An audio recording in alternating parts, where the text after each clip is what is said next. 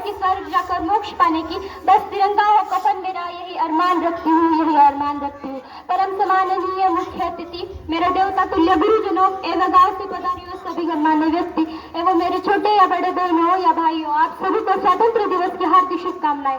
मैं पूनम सूर्यवंशी आज हमारे स्वतंत्र दिवस के उपलक्ष्य पर अपने कुछ विचार आप सभी के साथ साझा करना चाहूंगी कि देशभक्ति यह राष्ट्र निर्माण है क्या। तो आज मुझे खुलकर बोलना है और आप सभी को समझ कर सुनना है, और आप सभी को समझ कर सुनना है कि मैं नहीं मानती कि राष्ट्रगान में 52 सेकंड तक खड़े होकर गाना या वंदे मातरम भारत माता की जो किशोरों से नारे लगाना ही देशभक्ति है। क्योंकि महोदय ये वो सदी है जहाँ नीति नियमों नैतिकता जैसे मूल्य की ध्वजियां उड़ाते हुए लोग मुझे नजर आते हैं। महोदय ये वो सदी है जहाँ सत्य अहिंसा सदाचार सनयों से मूल्य कोड़ियों के भाव बेचते लोग मुझे नजर आते हैं। महोदय ये वो सदी है जहाँ दो सगे भाई भी सुकून अमन और शांति से बड़ी मुश्किल के साथ जीते हुए नजर आते हैं। और जिस देश के युवा फेसबुक व्हाट्सएप इंस्टाग्राम जैसे सोशल नेटवर्क पर चैटिंग डेटिंग पे मायाजाल में फंसे हुए नजर आते हैं। और तकलीफ तो हमें तब होती है जब आज का नौजवान जिसके कंधों पर जिम्मेदारी है राष्ट्र निर्माण की, देश समाज की आशाओं को जोड़कर रखने की, वही आज पबजी के में डूबा शराब की लत में भीगा नजर आता है, पबजी के में डूबा शराब की लत में भीगा नजर आता है। तो मैं युवाओं को कहना चाहूंगी कि मुंह दिखलाकर सोने वाला दब तो है तुम जाग जाओ। इससे पहले कि तुम्हारी नींद देश राष्ट्र को न ले डूबे, इससे पहले कि तुम्हारी नींद देश राष्ट्र को न ले डूबे। इस मूल को तकलीफ ना हिंदुओं से है ना ही मुसलमानों से, इस मूल को तकलीफ ना हिंदुओं से है ना ही मुसलमानों से है। अजी इस मूल को तकलीफ है तो सिर्फ बेईमान और गद्दारों से है, सिर्फ बेईमान और गद्दारों से। एक सैनिक बनकर सेना बजाना ही देशभक्त नहीं होती। आजादी की पूरी बात कुछ और थी और आज बात कुछ और है। तब झांसी की रानी लक्ष्मीबाई से लेकर शहाजी भगत सिंह आजाद से लेकर चंद्रशेखर आजाद तक इन्हें हम देशभक्त कहते हैं। परंतु आज मैं देशभक्त कहूँ तो किसे कहूँ? अपने परिवार, अपने समाज, अपने देश के समर्पण का भाव है देशभक्ति। और हर देशद्रोही के जीवन में आने वाला तूफान है हमारी सच्ची देशभक्ति। धर्म लोकता को पछाड़ कर ईमानदारी से किया गया हर काम है देशभक्ति। एक बूढ़े बीमार बुजुर्गों को एक दवा दी जाए तो वो है देशभक्ति। एक पत्रकार अपनी पत्रकारी पूरी ईमानदारी से करे वो है देशभक्ति। और एक शिक्षक पैसों के लिए नहीं पर अब जब विद्यार्थी को आगे बढ़ाने के उद्देश्य से पढ़ाए तो वो है देशभक्ति। तो मैं इन देशद्रोहियों को कहना चाहूंगी कि हवा में जहर बोलने वालों, फिदाएं हमारे इशारों से बदलती है। तुम क्या तस्वीर बदलोगे मेरे हिंदुस्तान की? शहरों के जिगर में महाभारत बसती है, शहरों के जिगर में महाभारत बसती है।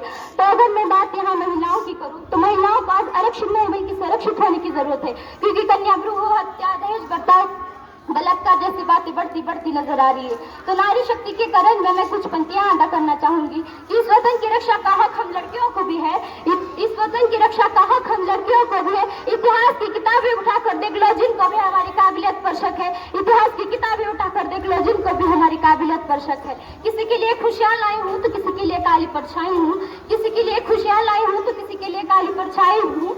हम भी इस वतन की खातिर कंधे से कंधा मिलाने आए हैं, हम भी इस वतन की खातिर कंधे से कंधा मिलाने आए हैं। और भारत माँ की बेटियां हैं तैयार है सरहद पर जाकर सीने में गोली खाने को। एक माँ बनकर हर दर्द को छुपाना आता है, एक बहन बेटी पत्नी बनकर हर दर्द को सहना आता है। और रसोई में सिर्फ बेलन ही नहीं साहब, हमें इस वतन की खातिर हथियार उठाना भी आता है, हमें इस वतन की खातिर हथियार उठाना भी आता है। और भूल मत करना सिर्फ पापा की परी समझने की, भूल मत करना सिर्फ पापा की परी समझने की। हम रानी लक्ष्मीबाई है, हम रानी लक्ष्मीबाई है। तो अगर मैं बात यहाँ राजनीति की करूँ तो राजनीति से मुझे कोई परत नहीं है, परत है तो राजनेताओं की राज करने की नीति से है। चुनना करे राजा नहीं बल्कि सेवक होना चाहिए जो जनता की हर समस्याओं का निदान कर सके। और हाँ, शासन में लड़ झगड़ कर नहीं बल्कि सोच समझ कर फैसले लिए जाए, तब हमारा राष्ट्र निर्वाचन होगा। तो मैं राजनेताओं को दो लाइनें कहना चाहूंगी कि जिन्हें हम हार बैठे हैं गलाफ न सजाने को, जिन्हें हम हार बैठे हैं गलाफ न सजाने को, वही अब नाक बन बैठे हैं हम ही को काट खाने को, वही अब नाक बन बैठे हैं हम ही को काट खाने को। हमारा राष्ट्र निर्माण तब संभव होगा जब एक गरीब की झोपड़ी को बदलकर उसका अपना घर होगा। हमारा राष्ट्र निर्माण तब संभव होगा जब प्रत्येक किसान के खेत में पानी पहुंचाया जाएगा। हमारा राष्ट्र निर्माण तब संभव होगा जब स्कूल कॉलेज नेताओं के अड्डे नहीं बल्कि शिक्षण एक मंदिर कहलाया जाएगा। हमारा राष्ट्र निर्माण तब संभव होगा जब परीक्षाओं के पेपर लीक नहीं होंगे, युवाओं के भविष्य के साथ खिलवाड़ किया नहीं जाएगा। और अंत में किसी शायर की पंक्तियों को विराम देते हुए यही कहना चाहूंगी कि मैं उस देश की नागरिक हूँ जिसके होठों पर गंगा और हाथों में तिरंगा है। मैं उस देश की नागरिक हूँ जिसके होठों पर गंगा और हाथों में तिरंगा है।